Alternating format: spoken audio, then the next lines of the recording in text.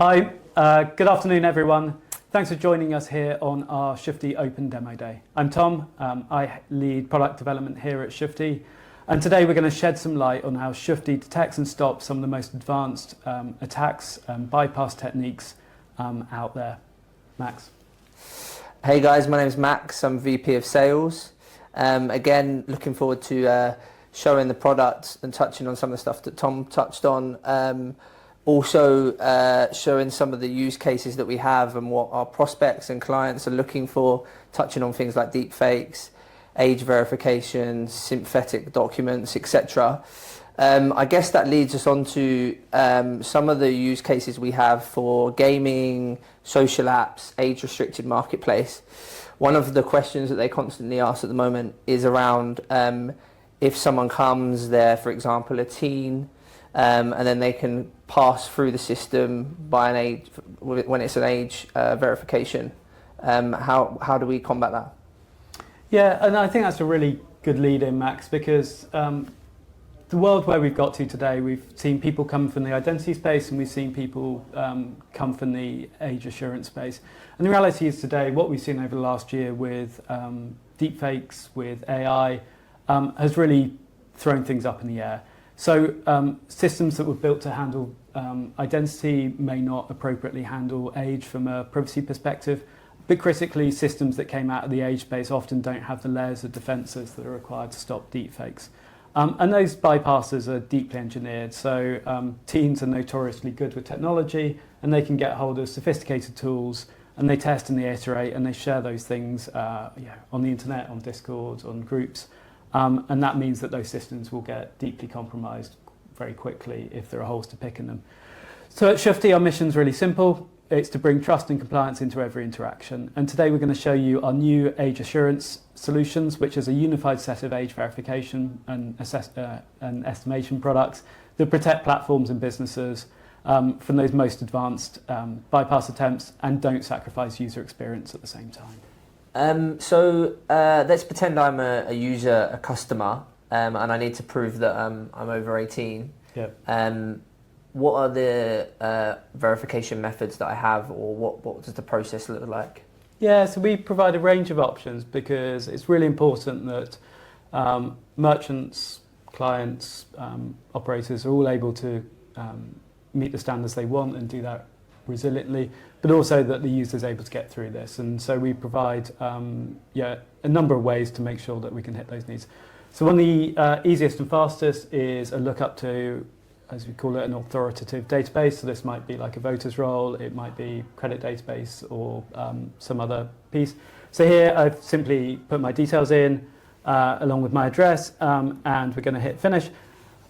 And we're just going out to that database and checking that I exist and that my details are correct. So this is really super quick. This will likely already be done by the time we get there. And so low friction approach, albeit for the user sharing some personal details. So yeah, there we are, all done already. Okay, perfect. And so if it's an obligation or a regulatory requirement for me to be able to do this via a document, how does that look, and does that involve biometric capture as well? Yeah, so let me show you that. So if I jump through to our back office, I'm going to take us here into our quick demo solution. So I'm going to try and show us two things here. I'm going to show a authoritative doc capture, so government document I've got here, but we'll also show our facial biometrics and our age estimation technology. And so you can use one of those, both of those, depending on the strength and security. So let's do that. Okay, so just quickly providing my consent and showing my driver's license. Let's see if we can perfect the capture. Yeah. There we go, so the auto capture's got that already. And we're checking the quality and working through that super quickly.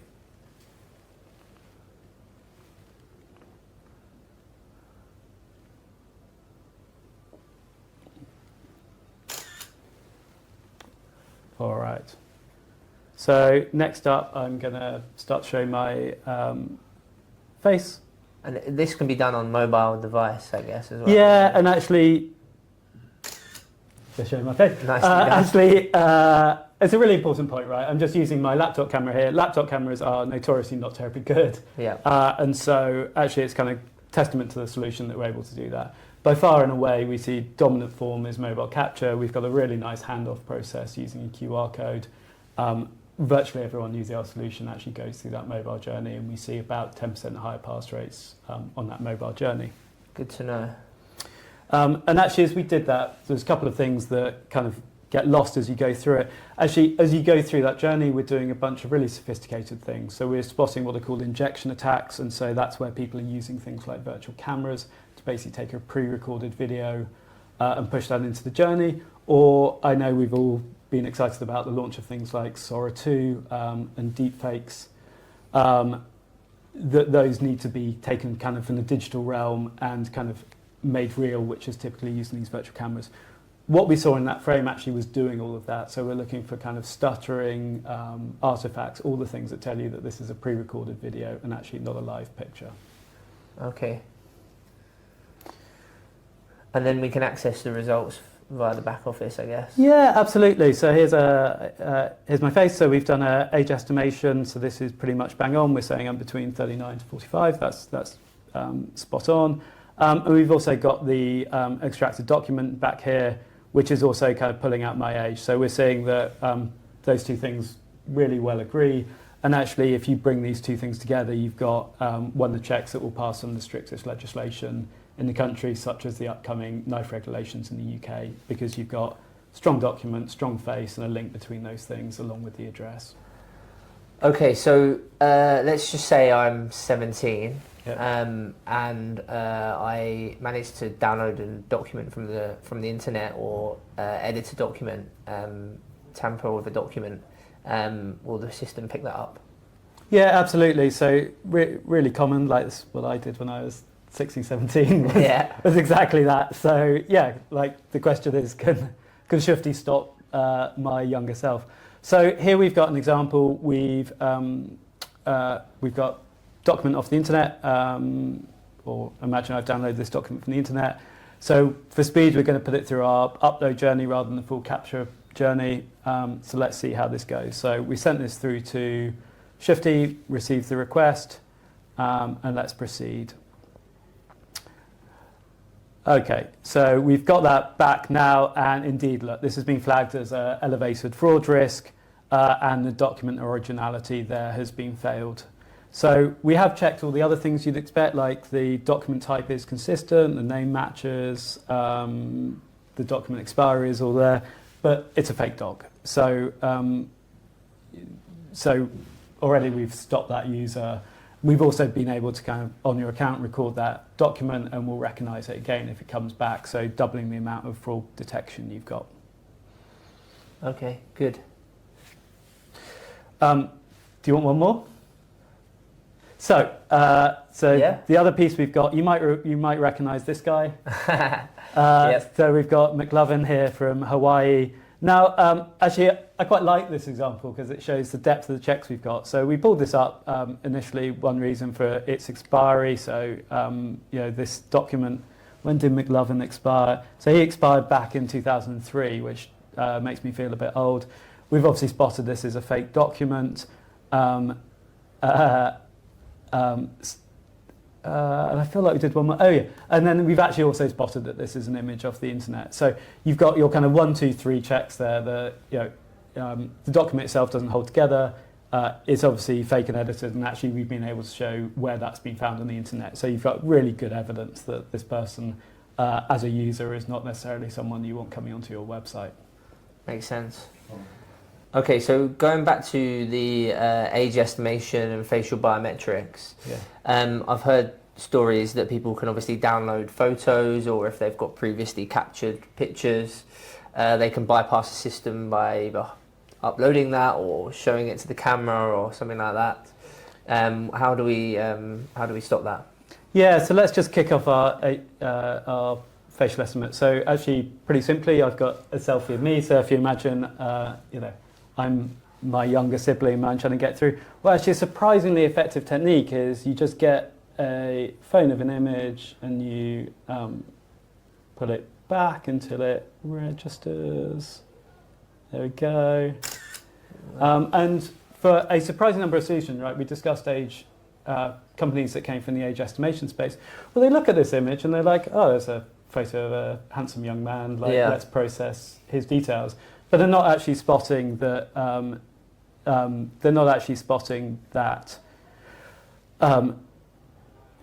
that's a fake image. So if we go through and look at that, well, actually, look, we spotted that this face proof is taken from another screen. And if you scroll down, actually, it's pretty obvious in the kind of recall that there's a camera in the way. But to a lot of AI models, that's not very obvious, right? They look at the face, they do an age estimate, and again, we have very accurately estimated the age.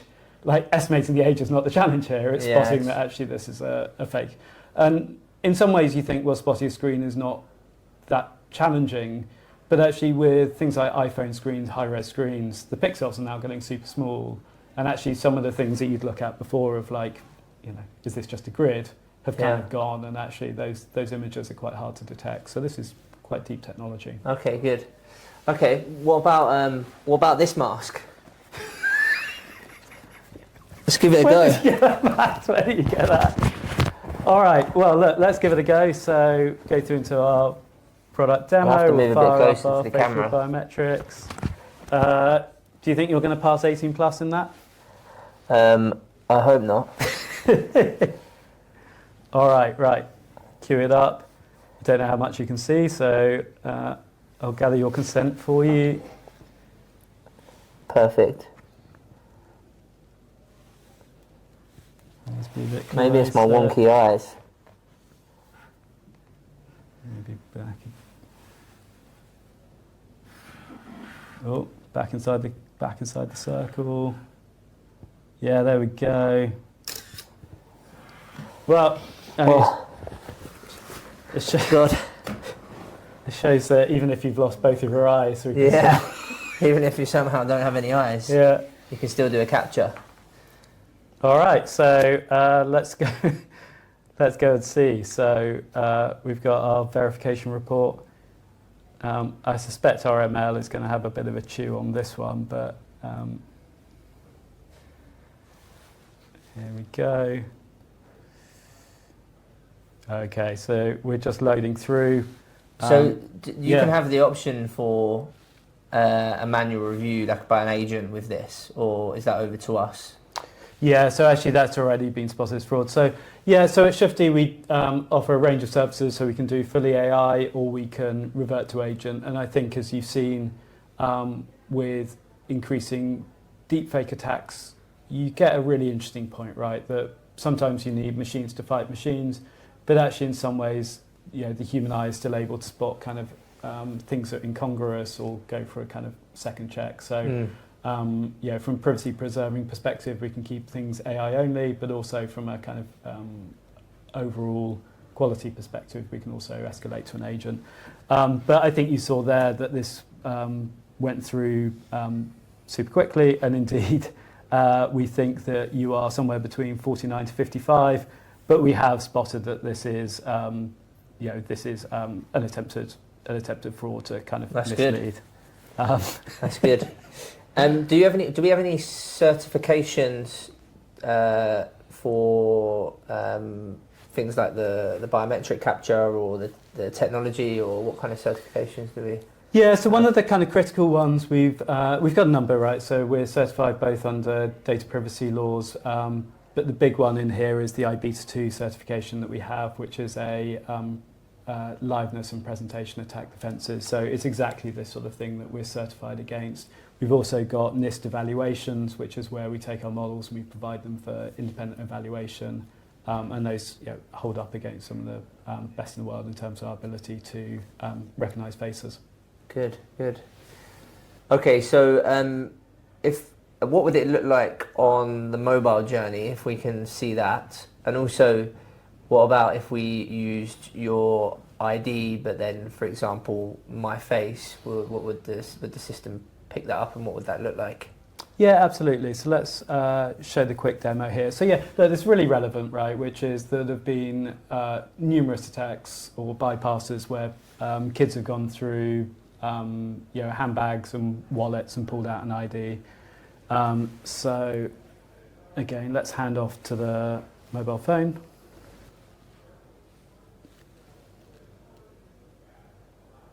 That can all be made to look and feel like my website, or be white labelled, etc., can't it? Yes, yeah, exactly. So this can all be pulled into the brand, and that can all be done actually within the back office. So there we go. So that's now uploading, and we're checking the quality. Okay. So, do you want to use your face? Well, actually, here's something I made earlier, so you can use this. Oh, that's nice. That's there we go. Okay, so I'm going to try and peer through these eyes. This is a challenge. So it's actually even giving me feedback. So that's captured. Okay, so Nice. do you want this back? Yeah, I'll keep that. Okay, so again, we're checking the quality of that, and that's gone through for approval. We'll see that this will flash back here in a second when this knows it's done. So I think probably as you noticed, that mobile handoff super quick on the QR code. Mobile phone cameras are much better, and we get really exceptionally good pass-through rates on that.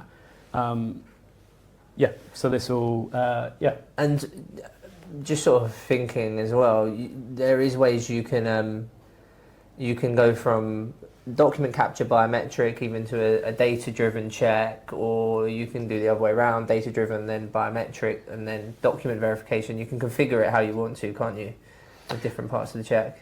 Yeah, so that's one of the things we take really seriously. So let me flash this. So this is our configuration options for our merchants. So they're actually able to choose between those different mechanisms. So the authoritative database lookup, the age estimation, or the ID document check. And depending on which ones of those are compliant, those, or for the merchant, those will then get presented through to the consumer. And that's really important, right? Which is everyone's always got their face with them. They don't always have a document with them. They might be less comfortable with sharing their data outside.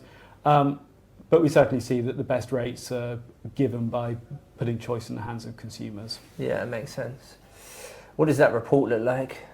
So this has been There's a thankfully number declined. of, interestingly, there's a number of red points here around, looks like location, VPN, etc. So what's the details there, and how does that work? Yeah, so this is important, right, which is actually one of the mechanisms that people are getting around online safety is using VPNs.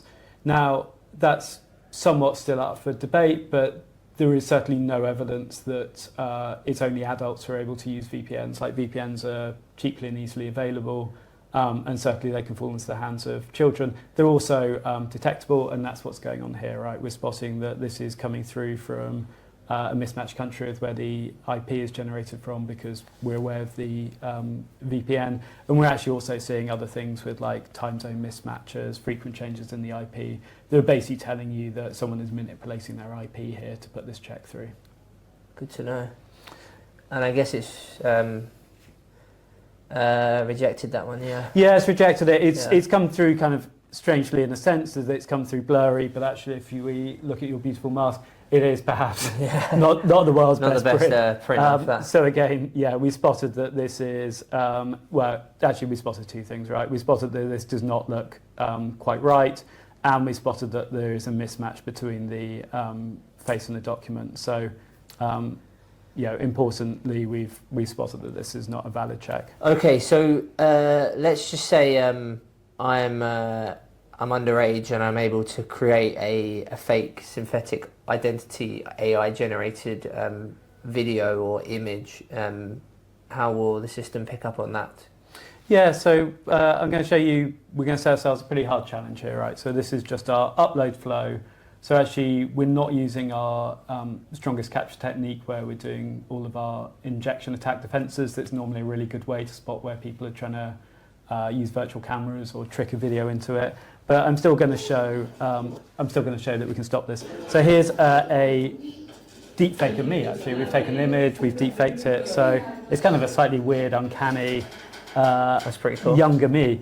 So let's upload this and see and show how we can spot this. So this is going up to our ML layers, and we've trained our technology with thousands of deepfake images from lots of different models, and that means that not only can we spot 99% of deepfakes cold without any of the other tells like the injection attacks, but we can actually even trace like the fingerprint of the model that's being generated from. Okay. And it also is still really robust if you've got new models, so kind of what's called naive detection. We can still feed it new stuff, and we're able really dependably to spot that that's still a deepfake. And given, like you're aware, right, new models being released all the time, new versions, it's really important that you're able to stay up with that. And so that's the technology we're really proud of, and that's been really robust. So let's see how this pans out here in this report. So again, here's the video, and we spotted that face proof is indeed altered or photoshopped. That's kind of the generic bit we give. We try not to do too much kind of tipping off as to the exact issue, but we are saying that this is definitely not right, not normal. I think there's something really cute here as well, which is that we've picked up the duplicate attack detection. So we've discussed before that people are not just going to come to us who are trying to bypass, will not turn up once, try, go away.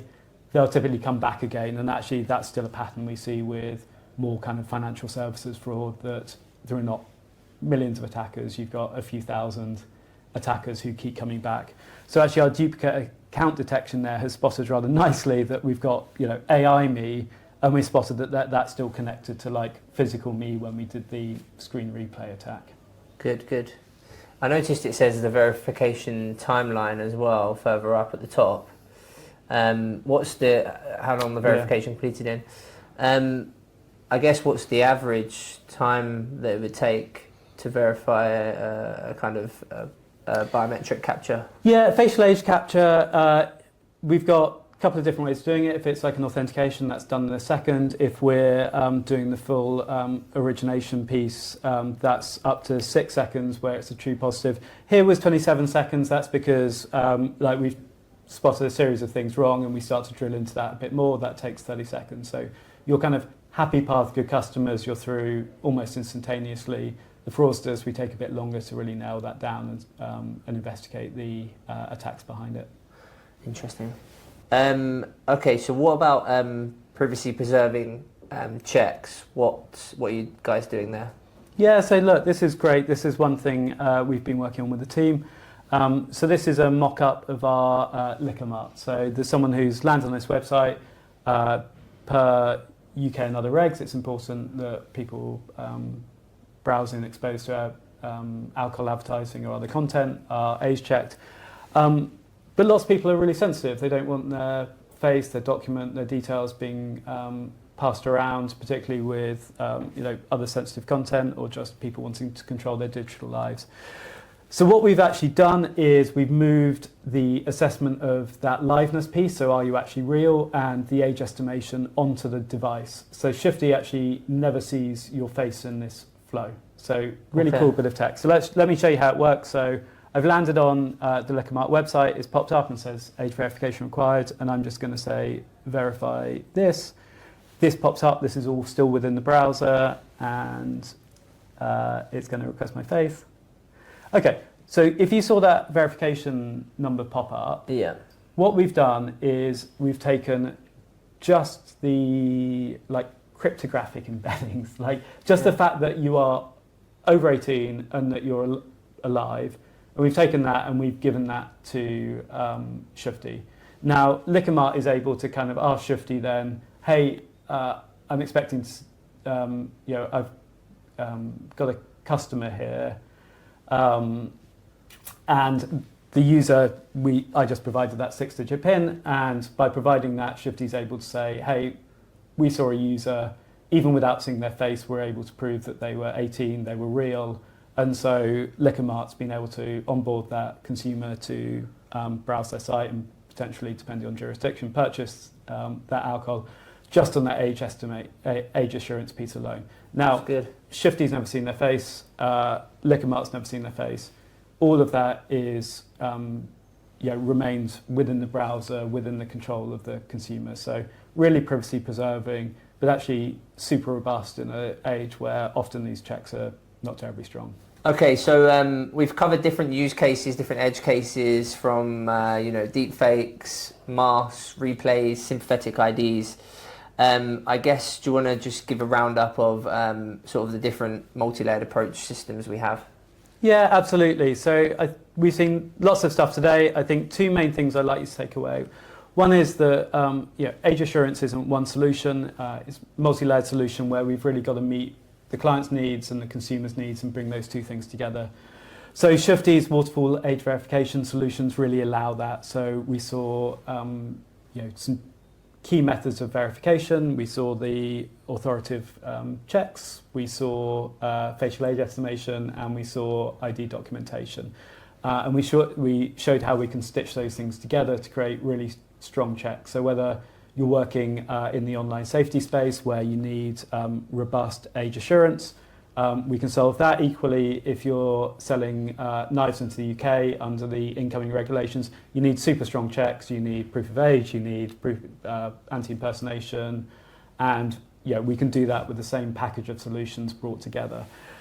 Now, I think the other main point we saw was like the strength of the checks in there. So we discussed before that solutions in this space have come from both the identity side and from the kind of age estimation side. I think what Shufti brings is its heritage in that identity space and those fraud layers, together with really robust, well-evaluated, well-controlled age solutions to bring a really strong kind of package of solutions. We're also iterating, right? We saw the privacy preserving piece, and that's really helping consumers be happy, clients be happy with where that data is going, and regulators be happy. Really exciting time for Shufti, and hopefully an exciting time for the market and bring those solutions through. Heard it here first, guys. So whether you're gaming, content, social media, adult content, or any kind of regulated product, get in touch and we can show you the product. Fantastic. Thank you, Max. Thank you.